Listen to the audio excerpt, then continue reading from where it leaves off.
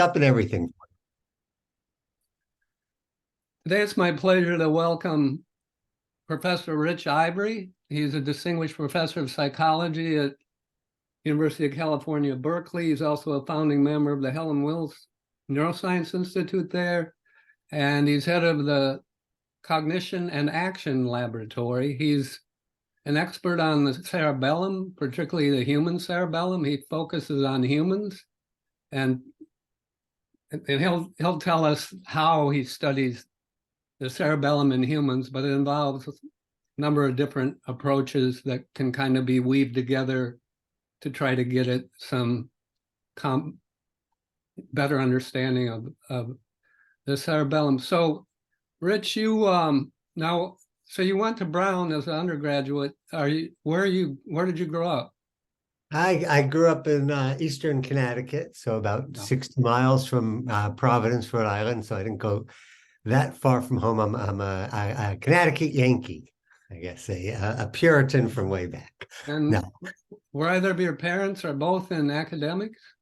I grew up on the University of Connecticut campus, where my father was a professor of business. My mom wasn't an academic; she was a social worker. But Storrs, Connecticut's a very small town, and my father he played poker with the Department of Psychology. So that's how I got introduced to the field of psychology, was through his poker game. And you decided it might not be a good idea to try to make a living playing poker? I would have loved to. I ruled the table in 8th grade, but by college, everyone seems to have caught up with me, and now I've slid into mediocre poker playing capability. When I can't remember exactly when I first learned about the cerebellum. I definitely learned about it when I was teaching neuroanatomy to physical therapy students at the University of Kentucky. That was before I went to NIH. And back then, all we taught them anyway was that it controls body movement. If something goes wrong with the cerebellum, you have problems with balance and coordination and so on. And then the other thing I learned, not from the science aspect, but was that people who are drunk, that alcohol seems to affect their cerebellum a lot.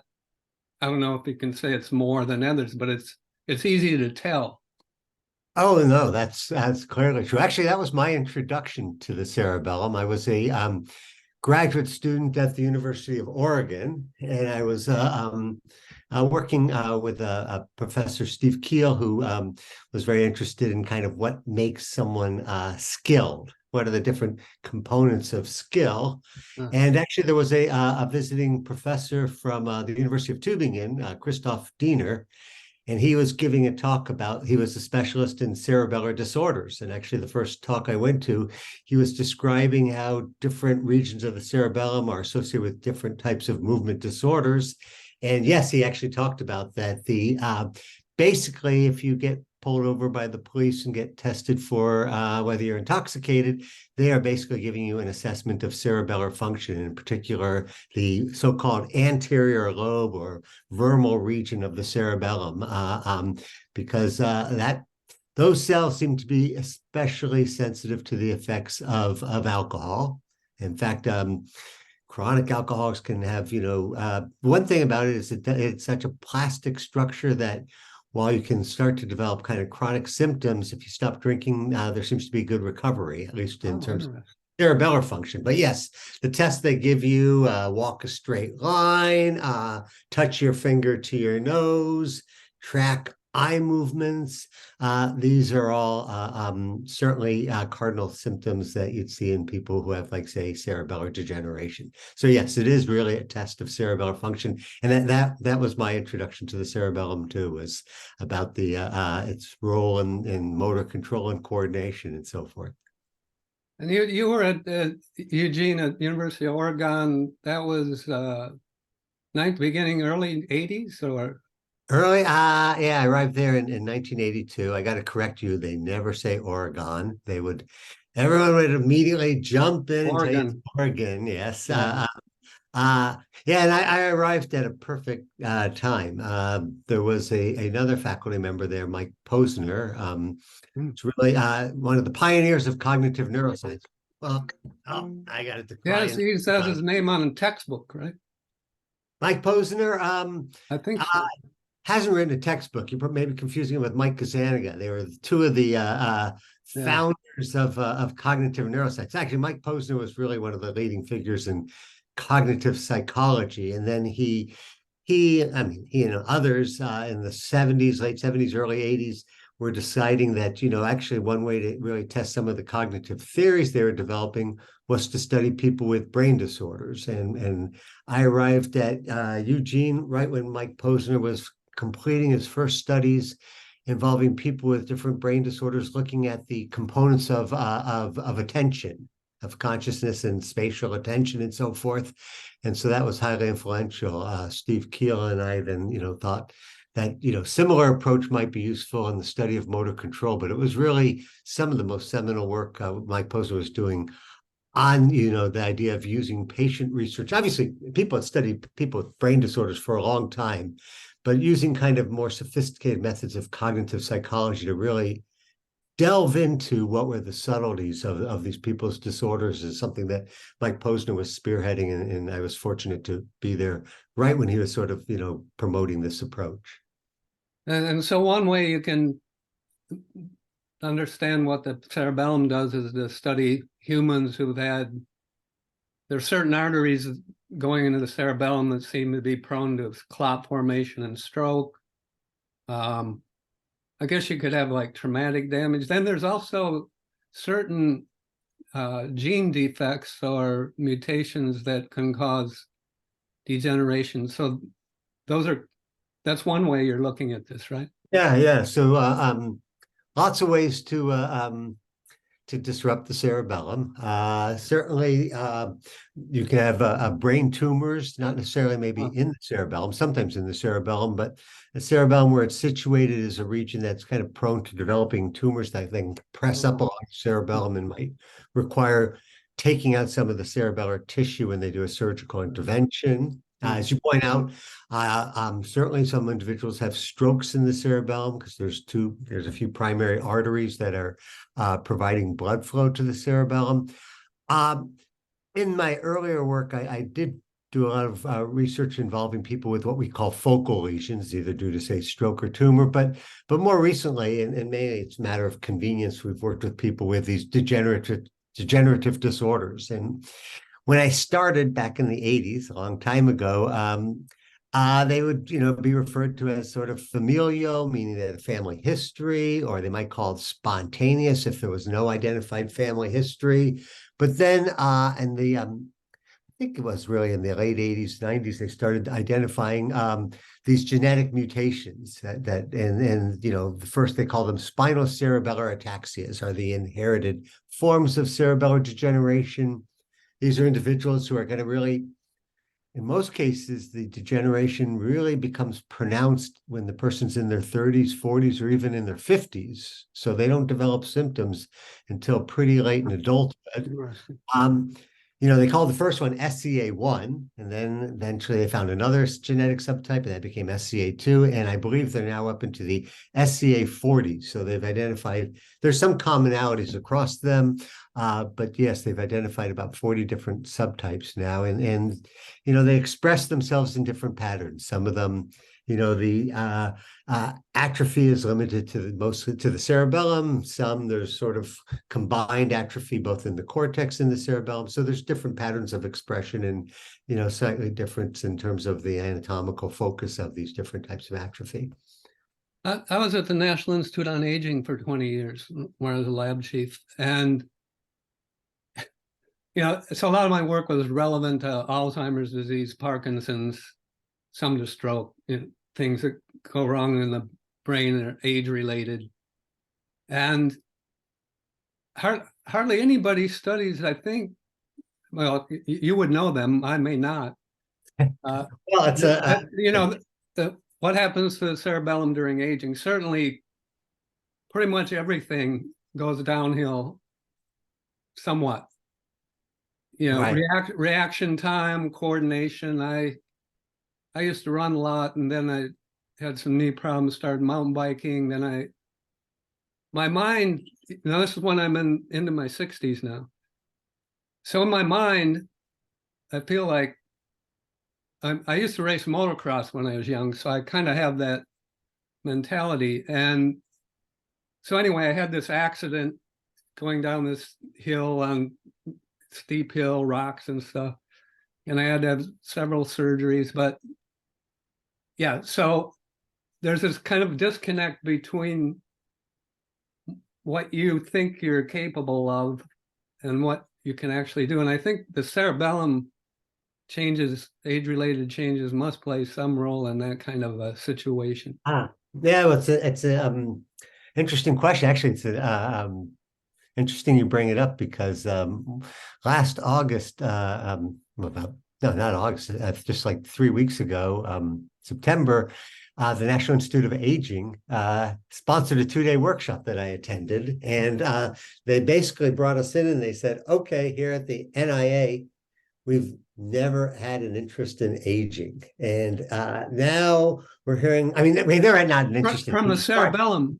We've never had an interest in the cerebellum. Right. And now we're hearing all about the multiple functions of the cerebellum, and it's making us think that this is something we should learn about. And so they brought in about 25 of us for a 2-day workshop and just said, tell us, what you think about the cerebellum. And this will be used by our program officers to think about how we can really develop some, promote some research in this area. They said, as far as they could tell, they're really only sponsoring the whole agency one grant that's focused on the cerebellum, and they felt like they were missing the boat on a lot of things. I mean, Yeah.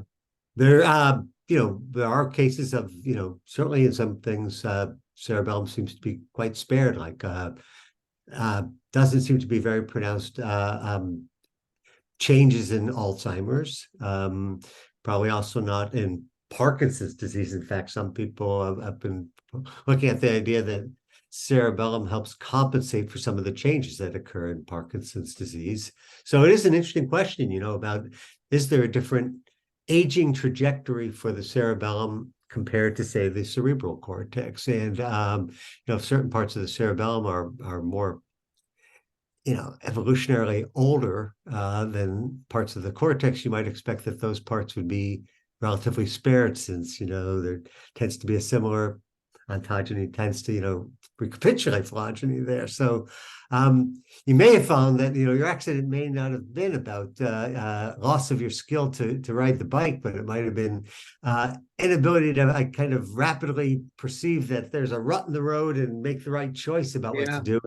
It may have been more the cortex that was at fault in terms of perceiving and choosing the right evasive action, whereas the cerebellum might have. I don't, again, I think it's a question that needs a lot of exploration, but the cerebellum might have been functioning perfectly, but it was just getting bad input from the cortex. That could be. On the other hand, so with Alzheimer's, it's interesting. You're right. The cerebellum doesn't seem to be affected much, but on the other hand, neurons in the cerebellum produce the amyloid precursor protein, which is the source of the amyloid that accumulates. And so that's an interesting question. Why? Why are they resistant, even though? And then early onset Alzheimer's, where you have mutations that increase amyloid, again, they should affect, somehow the cerebellum must be clearing out. Yeah, I mean, I can see, I'm thinking of a half a dozen grant proposals in my mind for you right now. Yeah, so I actually have not followed this debate about, Alzheimer's and cerebellum. I don't know if there is a huge debate at this workshop. One of the first people ignore it, but why is it resistant? That's the question.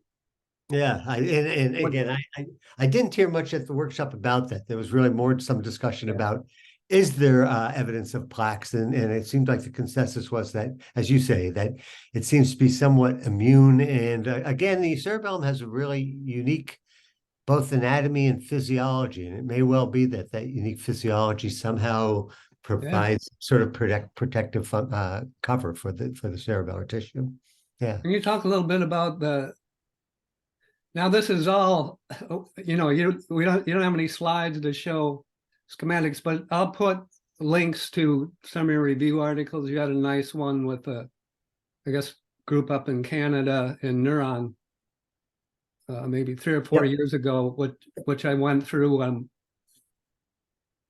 and so I'll try to tease out some of that stuff here because I got kind of the general idea, but okay. So cerebellum, how many neurons are there approximately compared to the cerebral cortex, and kind of in general, what's the circuitry? Yeah, well, I mean, that is one of the really amazing facts is that, the cerebellum's what, about 10 to 15% of the mass of the whole brain, and yet it has what, something like greater than 85% of all the neurons. So, it's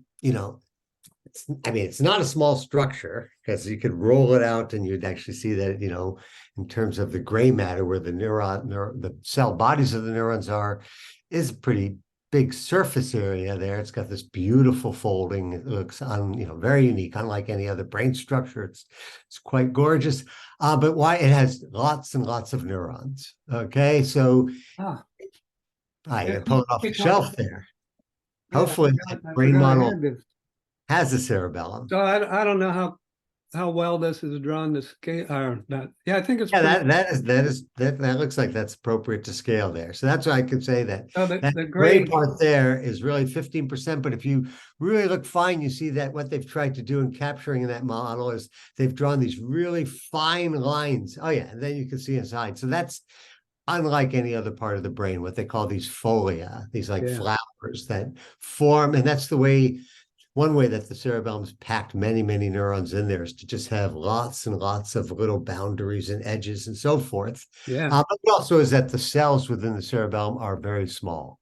So, there's different ways you can compute things, and the cortex seems to like to do things with what they might call relatively sparse coding, relatively few neurons, solve a problem, whereas the cerebellum seems to have taken a different approach. Maybe it's more of a brute force approach about throw millions and millions of neurons at the problem, billions at the problem, and solve it. So very different, probably computational principles describe how the cerebellum works and how the cortex works. At least that would be, a first insight you'd have by just thinking about these sheer numbers differences. So you have the neurons are smaller. These excitatory neurons are called granule cells and they're excitatory. They deploy glutamate as their neurotransmitter.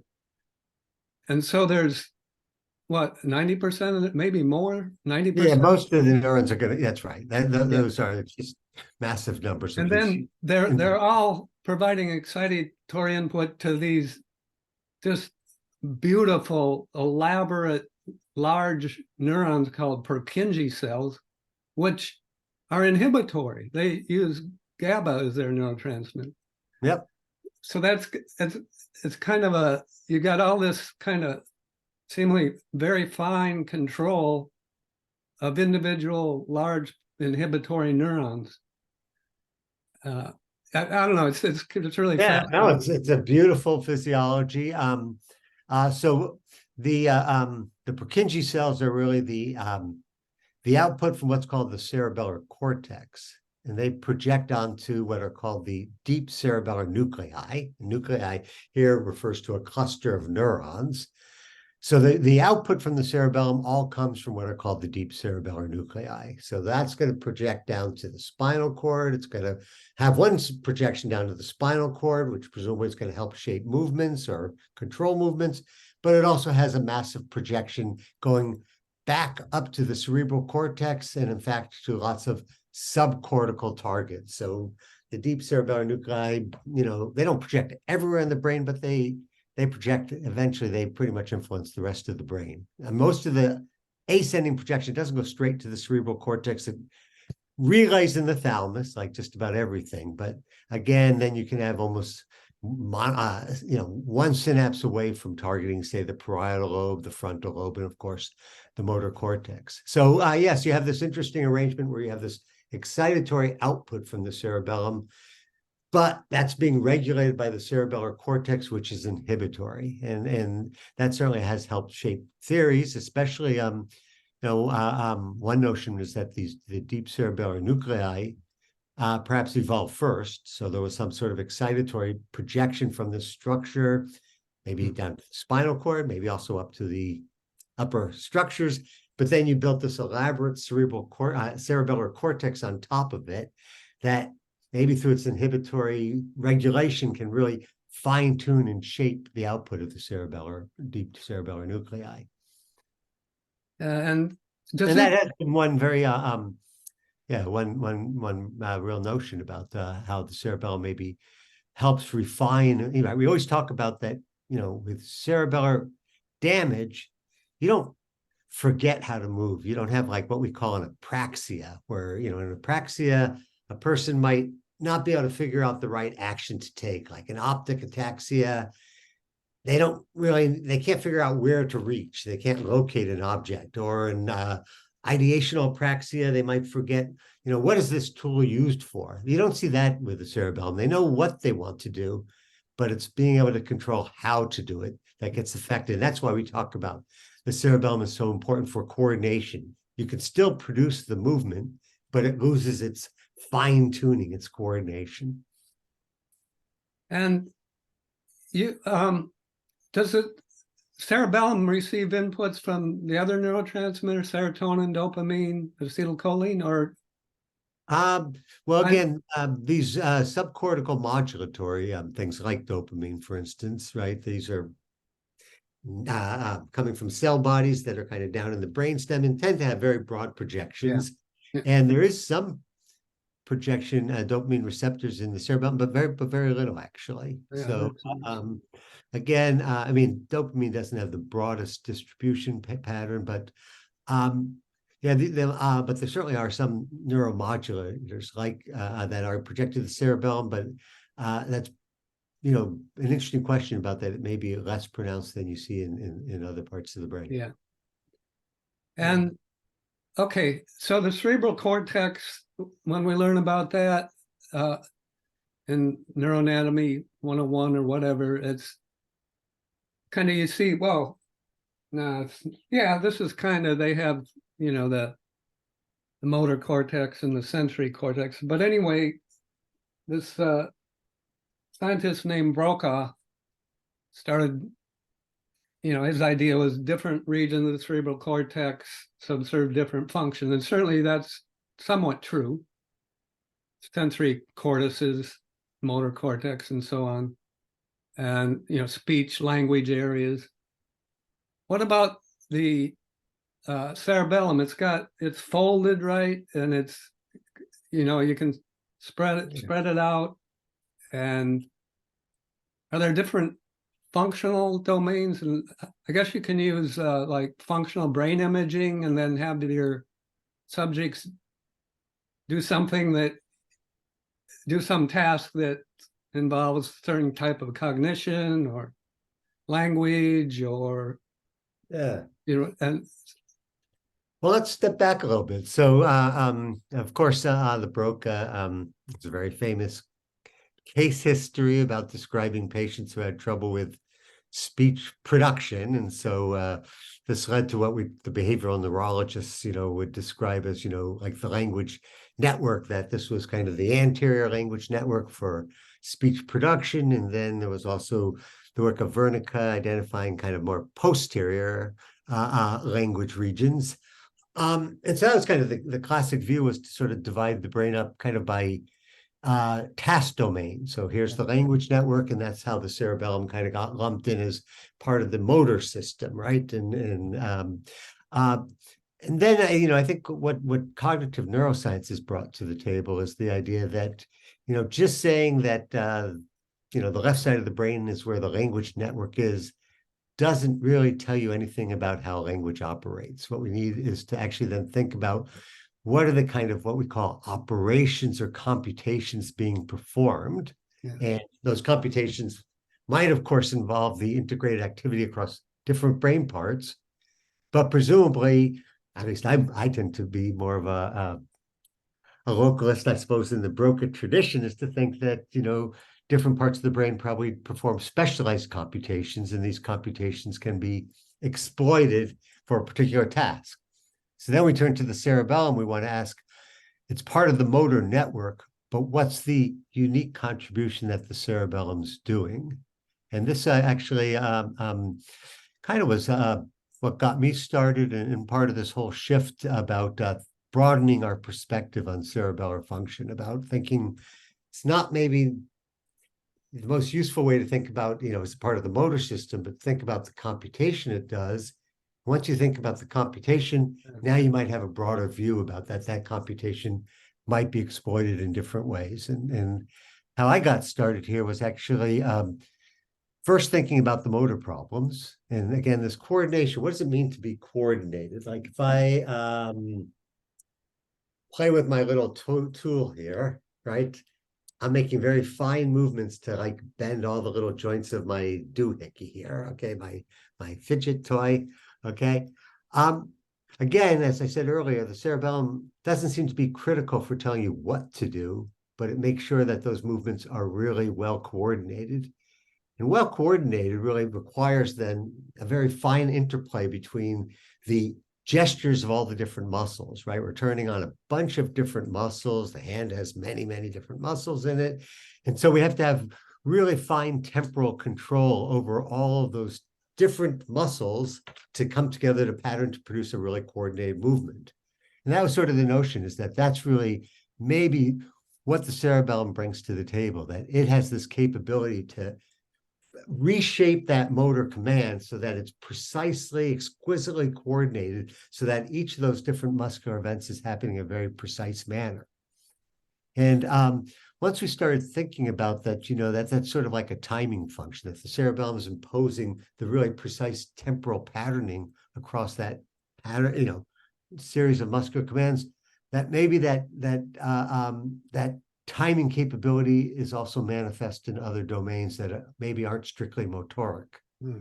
So that's where our first experiments back in the 80s were all about, was to actually look at these patients who, supposedly had motor problems and ask, well, is their sense of time distorted? And so we did very simple experiments. We simply presented a tone, beep, and then we presented another tone, beep, and you just had to say, was the second one shorter or longer than the first one? So there's nothing really motoric there, but you still have to have that precise sense of timing, because I can make that task very hard, right? I can say to you, beep, beep, longer. And of course, I can vary that second tone duration to find your threshold, to measure your perceptual acuity there. And the interesting results were that these individuals with cerebellar ataxia, usually from the degenerative disorders, were quite poor at that task. They were, their general perceptual abilities were relatively intact, but if you asked them to make these temporal judgments, there was quite difficult. And that sort of, again, opened the door to say, like, let's think about what the computations that the cerebellum's doing, and maybe that, this timing idea, and maybe it's being exploited in non-motor domains. And again, we thought about this because we knew from you matches your intuition, but we had done research to show that people who are good at producing regular temporal rhythms were also good at perceiving it, right? And that matches your intuition, right? Someone might have a good sense of time. And so now we were kind of looking at the neural locus of that. And again, perhaps the surprising part was that wasn't really associated with the cerebral cortex, but that ability seemed to be associated with the cerebellum. So now I'm thinking of a music, either listening to music and appreciating the timing, between beats, or whatever with the different instruments, or performing something. So I would assume these people would have a lot of problems with performing music. Well, I'm sure they would have problems with performing music, because even if I have motor problems, like say I have motor weakness, I might know when to tap, like, and so forth, but I might still have trouble executing that. So actually, we've done a lot of work on that problem since, and I don't really think that the cerebellum plays a great role in the representation of a rhythm. I think rhythms exist kind of at an abstract level of kind of relative time, right? So I have a 2-against-1 rhythm or something, right? I can tap my right hand at twice the rate of the left hand. So that's a relative timing, and I can, you can tell a musician do that, train them to produce a complex rhythm and then say, now do it slower, and they can do that quite well, right? So it's not that they've learned the exact time, but they've learned the relative time. And I don't think the cerebellum is actually critical for that. I think it actually is for that exact time. It's not about someone with cerebellar damage, and they appreciate and get pleasure out of music just like anyone else. I think so. I mean, I don't know if that's been well studied, but that would be our prediction. That we've done a lot of work saying that there's really a distinction to be made between timing and rhythm. And rhythm, simple way to think about that is one is about relative time and one is about absolute time. And so if the cerebellum is really learning these patterns for really producing things in a particular pattern, especially if we do something over and over again, that temporal regularity becomes, that's what makes a superb tennis players, that they can do those strokes, and everything's lined up, how to make the toss of the ball, swing the racket and everything. And that is all exquisitely, that's a really well-learned pattern of muscular events that are perfectly timed. Yeah, and a lot of that's subconscious. I would say yes, very much subconscious. I just but there's this kind of interplay though between the subconscious, say the example of a tennis player, the subconscious things that their system over lots and lots of practice has learned those patterns, but then every game is different, and every time your opponent hits the ball, it's a little bit different, and the person's got to make decisions. So there has to be this kind of integration of a. Yeah, that's right. Yeah, that's right. So the cerebellum, if I was to say, at least in the motor domain, what its functional role is, I think it's like to keep the motor system perfectly calibrated, right? And so things change. I'm playing tennis. I'm getting tired. I have to change how I swing things to compensate for that fatigue. Or, I'm well, probably not a tennis player wearing a heavy coat, but again, that changes the force that I have to apply. And so the cerebellum is like keeping things perfectly calibrated. And the way it's doing that is it's kind of noticing the little errors that we constantly make when we reach. We might not be perfect, and the cerebellum demands perfection. It's just constantly fine-tuning things based on the little bits of error that it's sensing. Sometimes it could be a big error, especially when you start a skill, but all through life is constantly keeping the system well calibrated. But in your tennis example, the example I like to use in the tennis world is your opponent's at the net, and you have to make a shot, and you might try to hit a passing shot to get around the opponent, and the opponent slams it back at you, and then you kind of have to decide, did I not execute that problem properly, or did I not choose the right stroke? Maybe I should have hit a lob instead of trying to do a passing shot. And maybe the cerebellum is going to be important for improving that passing shot in the future, but it may be the cortex that's going to intervene and say, hey, that was a bad decision you made there. You should have gone for the lob. And it's kind of that interplay between, making the right choice of an action and being able to execute it, that I think is this nice interplay. And this is happening so rapidly, sub-second, millisecond. And are all which parts of the pathway is myelinate? I mean, some of this has got to be really rapid conduction, right? From the output of the cerebellum to the motor. I think here's where people use transcranial magnetic stimulation. It's a method to non-invasively probe or perturb brain function in healthy humans, or in all humans. It's a very safe procedure that's been around since the 80s.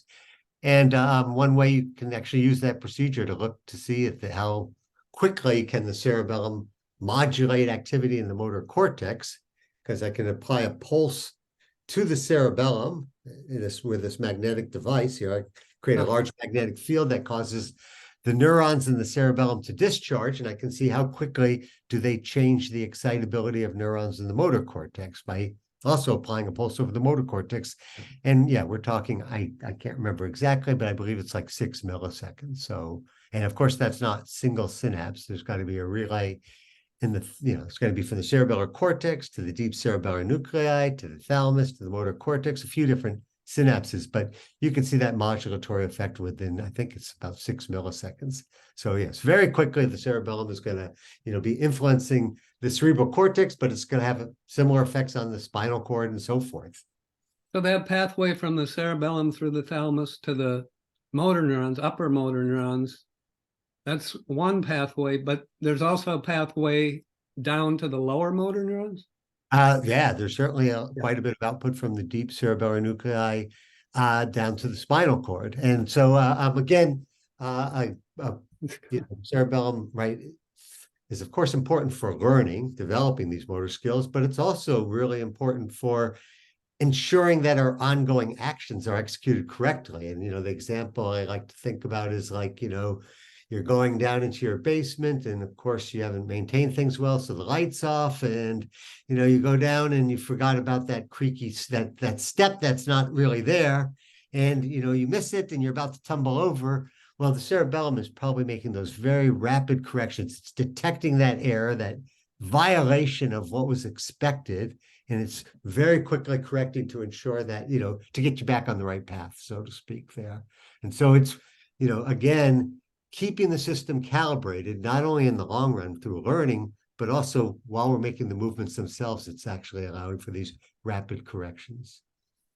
Now, in your recent review articles, and particularly the one in Neuron, you talk about this issue of the cerebellum as either there's this universal cerebellar transform, or there's this, it's organized more in like a functionality related manner. Yeah. So that term universal cerebellar transform, coined by Jeremy Schmalman, is this notion that the cerebellum might be performing a particular computation that's kind of unique to the cerebellum that then gets exploited in many different tasks. So we know the cerebellum projects to all sorts of parts of the cerebral cortex.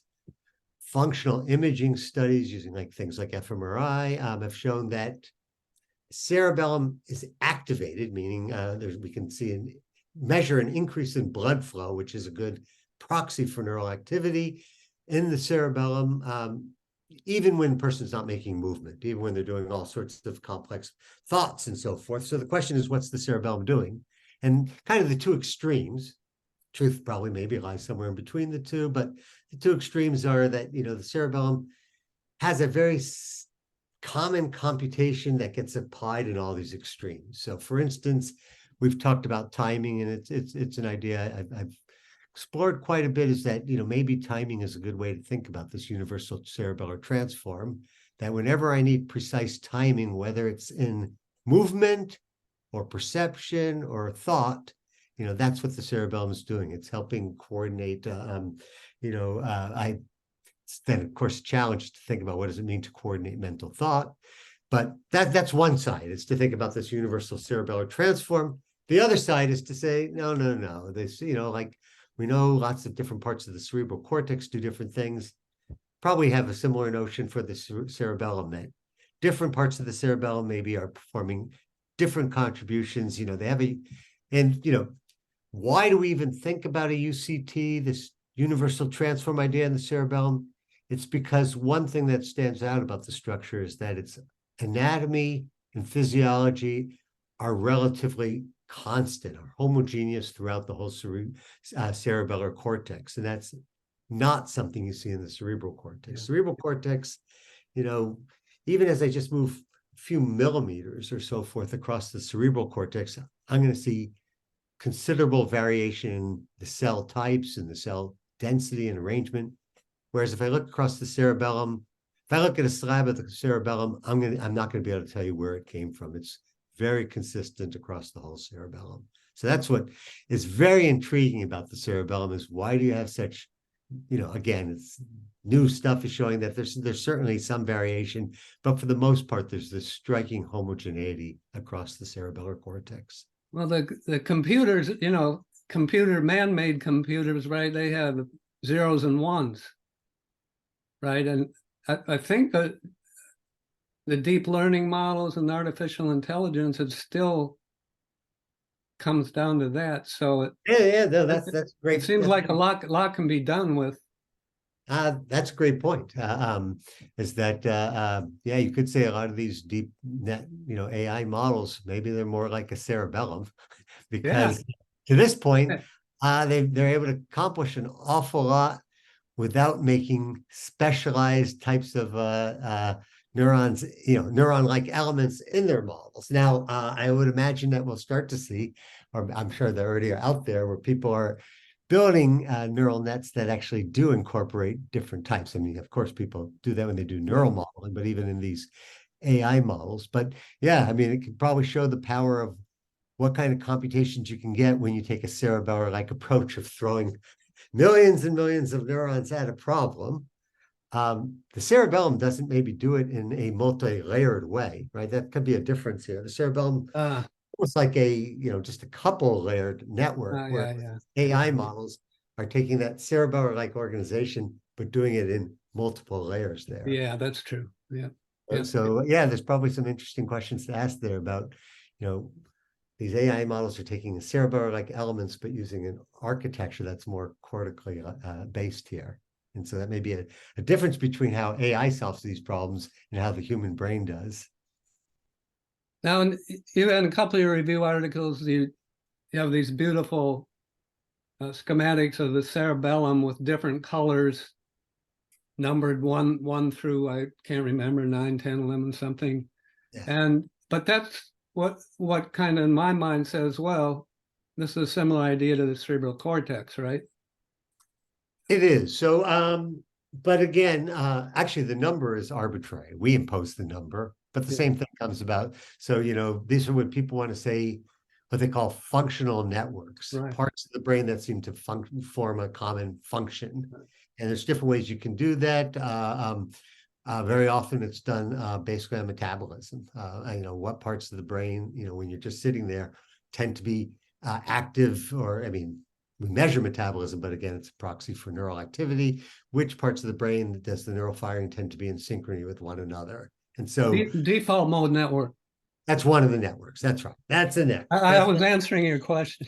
Yes, that's right. So and again, people will talk about the cortex. Common ones talk about the 7 functional networks, but again, that's an arbitrary number. If I decide, tell my computer program, identify the 17 best networks, and then people ask, well, is there one number of networks that provides a better account of the data? And it isn't clear that there's a number. So it's somewhat arbitrary, but it's a way of describing what parts go together. And so we can do the same thing in the cerebellum, and that's what we do in that paper, and showing these in colors, a very nice visualization. And that was put together by looking through huge amounts of data literature from functional imaging, and having humans do different tasks. Is that right? Well, we took a different approach. People have done it that way, where they look across many, many studies. We took a different approach, because much of the work was like, someone might be studying language and say, oh, this part of the cerebellum is active during language tests. Another person might do something like problem solving and say, oh, this part of the cerebellum is active during problem solving. What we did is we just made, I think it was like 25 people suffer through like doing 8 hours of 40 different tasks, or 27 different tasks, but basically 50 different conditions. So we tried to, we took a kitchen sink approach. We said, let's have the same people do all these different tests so that we can derive one functional map, at the same time. And so that gives us a picture of how different parts of the cerebellum are activated. It's a useful anatomical guide, but it doesn't get you that far in terms of functional insight into what those different regions are doing. Why is this part of the cerebellum engaged during language tasks? So that's the challenge, and that's a hard question to answer with functional imaging, and that's why I still love to do patient research, or if we had the right tools to do things where we can perturb the cerebellum, things that the folks in the rodent world do all the time, mouse world do all the time, because by tweaking with the system, I think is still a very powerful approach for gaining insight into the function. Well, but what about using TMS to selectively stimulate those different regions, and then can you use it to inhibit too? Well, different TMS protocols. So this is again the magnetic non-invasive method. Yeah, there's different protocols that have been developed that appear to either enhance excitability or depress excitability. So there are different ways. I mean, there's some very sophisticated methods out there in the TMS literature. These do get applied to the cerebellum. It's a little bit tricky to target different regions of the cerebellum because it's kind of tucked underneath the occipital cortex, and TMS doesn't have great depth of penetration. Yeah. So you do have some limitations, but there is some very interesting work people are doing where they apply TMS over different parts of the cerebellum, mostly the lateral versus the medial parts of the cerebellum. And they, look at a broad range of tasks. They look at things like, motor tasks like sequence learning or sensory motor adaptation, but they also look at high-level cognitive functions like language or social cognition. Been lots of interest in social cognition. Using these as different tools. I mean, both complementing, say, the patient work and complementing the brain imaging work. Certainly non-invasive brain stimulation is a favored tool of human cognitive neuroscientists. And what's the role in the cerebellum in perception then of, so I guess, all right, so if you have a person do some task where they use language and you see these regions of the cerebellum lighting up, if a person just closes their eyes and engages in certain cognitive tasks, will that activate certain regions of the cerebellum? Oh yeah, no, that's clear. So that's what really, I mean, it was actually a serendipitous result early on in one of the first human brain imaging studies back in the days when they did PET scanning. There was a very simple contrast done. In one case, person read a word, or they heard a word. Let's say they read a word, right, and they just had to repeat the word. In another condition, they saw the same word, but they had to generate a semantic associate. So in one condition, you see the word apple, you say the word apple. The other condition, you see the word apple and you say peel.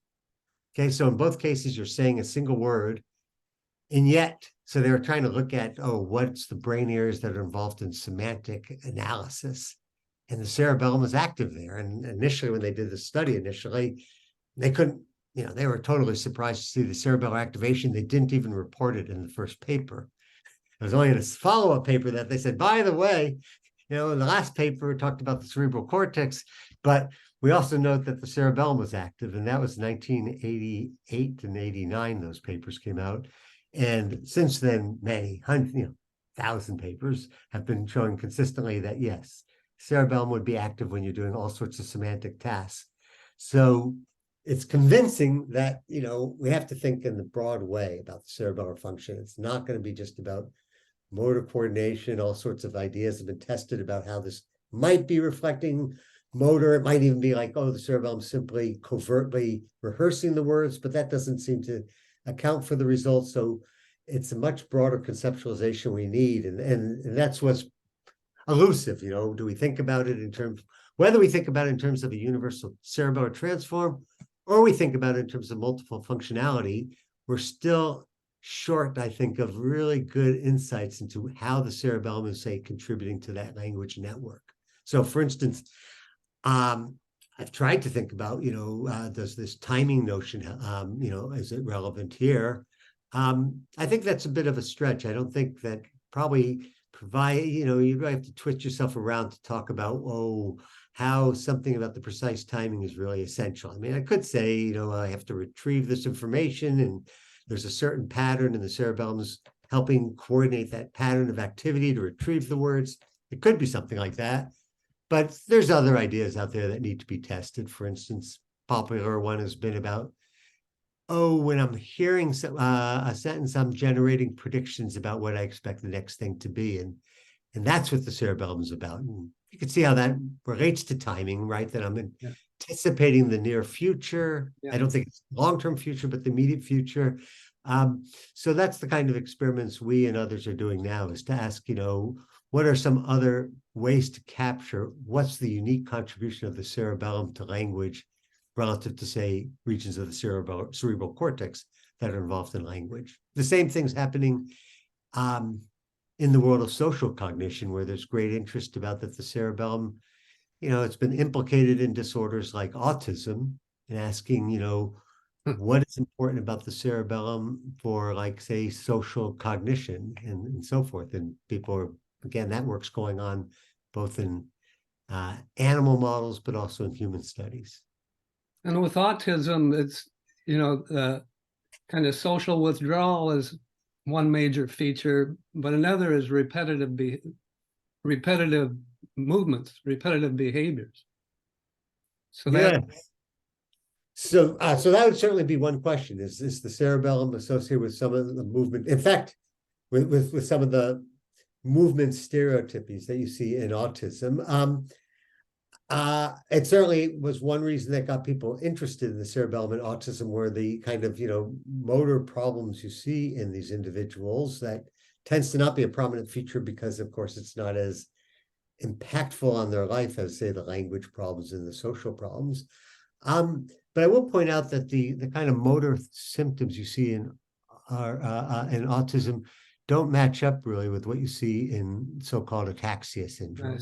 Kind of problems. I mean, maybe sometimes you'll see coordination problems, but the stereotype behaviors are not features that I think about with cerebellar dysfunction and these degenerative disorders.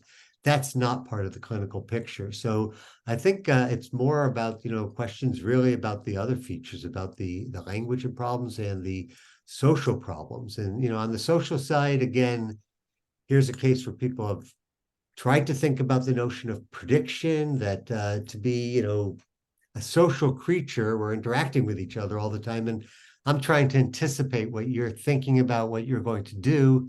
And if I had trouble generating those sort of immediate short-term predictions, that might be a way that the cerebellum is contributing to.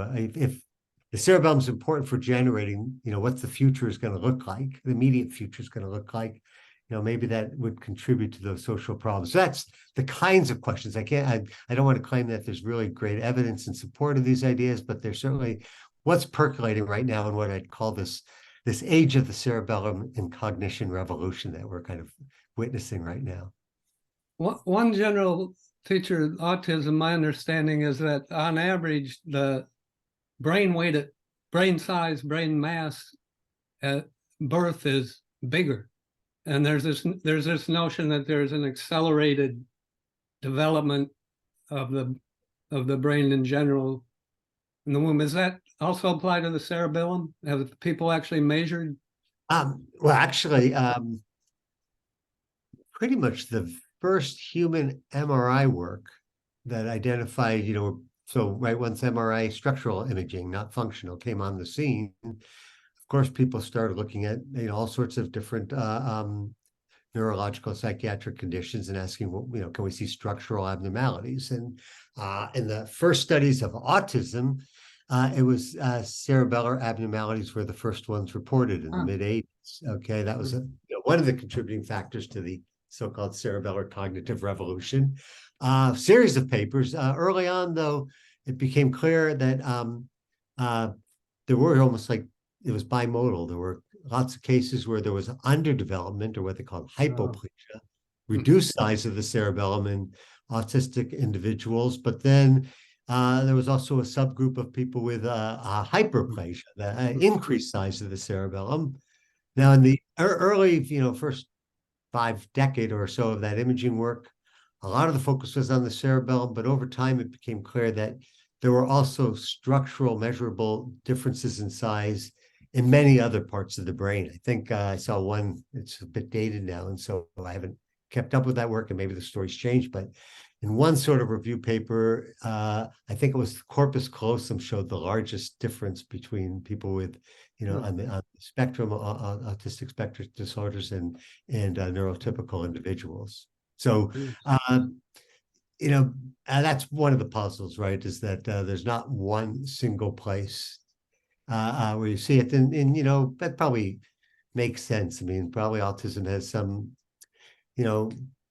contributing factors. Something goes wrong in the course of development. Maybe at a certain time period that there's some sort of impact on the developmental time course, and that probably has broad changes. I mean, of course, it could also be that there's more focal pathology, but that region is helping the rest of the brain develop, and so there's downstream consequences of more focal damage. I mean, that's two different ways that you get broad injury. So you mentioned earlier on, you mentioned Broca's area and Wernicke's area and their important role in language, and those are on the left side of the brain. Is there any functional asymmetry to the organization of the cerebellum? Yeah. So if you do functional imaging studies of the cerebellum, you're going to get a very close parallel organization. Now, the input to the cerebellum crosses. So left side of the cerebral cortex is really connected up with the right side of the cerebellum. And so, yes, the right side of the cerebellum is going to show much more pronounced activation during language.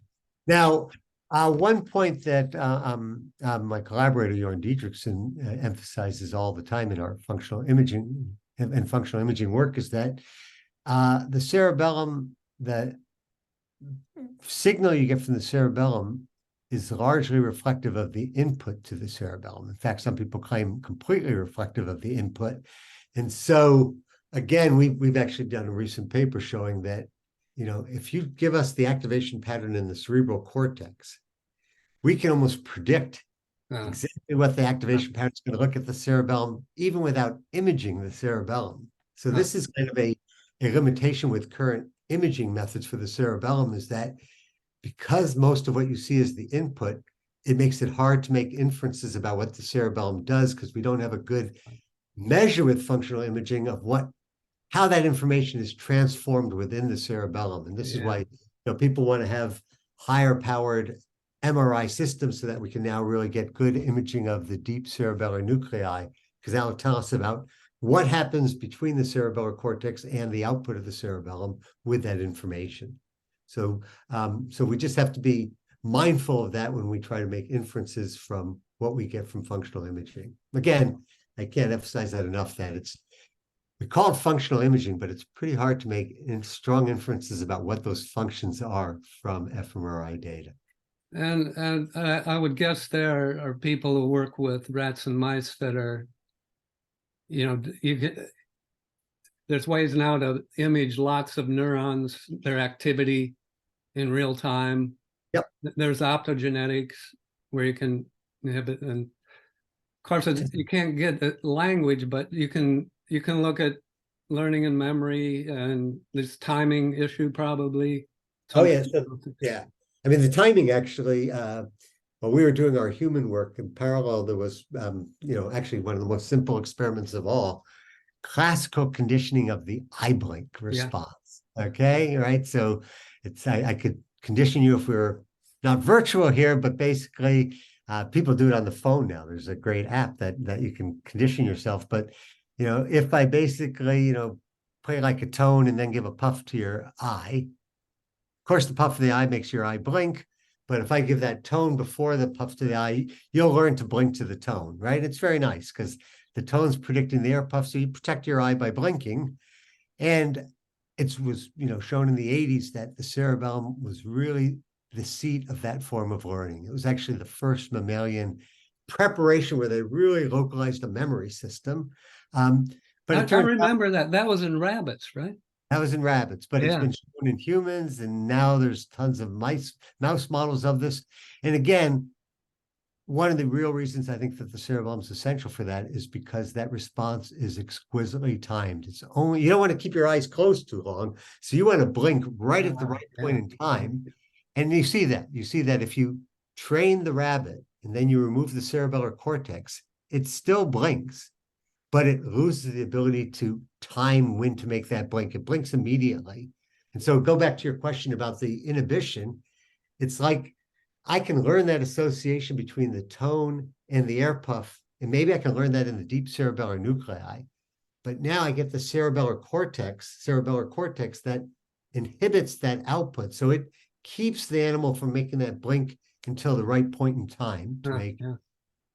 Now, but yeah, again, that was an animal model of eye blink conditioning and the timing story. But now, of course, they're doing things like social cognition. So to give you an example, there's some beautiful examples either from optogenetics or these genetic animals that have that the cerebellum doesn't develop properly. And, you know, they show that these animals now have trouble at exhibiting normal social behavior. Like mice, if you put them in a maze where they can go and hang out with another mouse, or they can go hang out with some, you know, like a rock or something. These cerebellar manipulations, the animal no longer shows its natural preference for hanging out with another mouse. So these are some of the intriguing results, and now, you know, why people are developing to like have kind of say maybe animal models of autism so that you can really study them at this kind of fine level molecular level, and maybe, you know, try to develop new interventions, say pharmacological interventions to treat these disorders. Huh. Yeah, that's interesting. But again, I'm like I said, I'm at my heart and soul is like as a cognitive psychologist, so I want to know what those computations are. Like, Yeah. you know, what is it? And again, I think we have a lot of work to be done on that front. Yeah.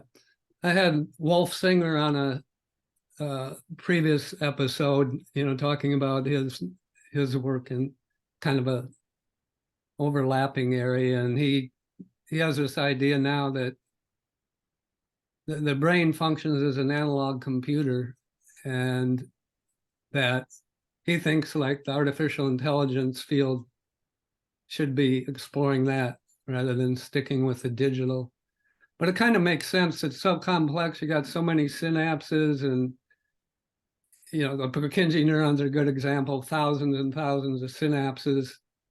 You know, you could say one synapse is like a digital thing, but on the other hand, it's not that. There's different distances between the synapses, and yeah, all that and all that integration, right? I mean, those Purkinje cells that you mentioned that, you know, are the main or most prominent cells in the cerebellar cortex, right? They're integrating information from, I think the estimates are like 200,000 inputs come into one Purkinje cell, right? You got this beautiful branching thing, and you have 200,000 synapses from different inputs. And so that integration process is a completely analog process there, right? That it's in, you know, has to integrate all that information before that's going to regulate how and when it communicates with other neurons. So yes. So an analog processing going on there, and cerebellum might be really a wonderful place for that. Analog processing is controlling a digital output. Either the Purkinje cell fires or it doesn't. You know, it's that's either... right. But the way it fires also, it has different firing types of patterns, which also reflects the kind of input it gets about, you know. Yeah, that's right. Complicated, I guess, for sure. Yeah, it is complicated. Keeps us busy. That's why we study the brain, right? That's right. That's right. If it was simple, there wouldn't be much to study. Okay, yeah, Rich. That's probably true just about any field. That once you start digging in, it becomes awfully That's true. That's true. Yeah. Well, Rich, I appreciate you taking the time. I know you're busy. You got an active lab, and it's going great guns. I'm semi-retired now. So I do this. I wrote a couple of books since I retired a few years ago, and then the rest of the time I'm just doing other things. That sounds like pretty pleasant, but yeah, definitely keeping that brain active there with these interviews and so forth. Preparing for them, yeah. Okay, Rich. Well, it's great that I like the synchronicity here of the NIA, the National Institute of Aging, deciding they need to pay attention to the cerebellum, and you coming from You this. know, You you talk to your should. colleagues there. I'm sure you're thinking about putting a grant proposal in because I think they'd be very receptive to it. Yeah, well, they certainly are going to think about it and really try to attract more people interested in the cerebellum to think about how to really go in that direction. Yeah, Okay, great. Thanks again. sure, my pleasure. Nice Bye. chatting with you.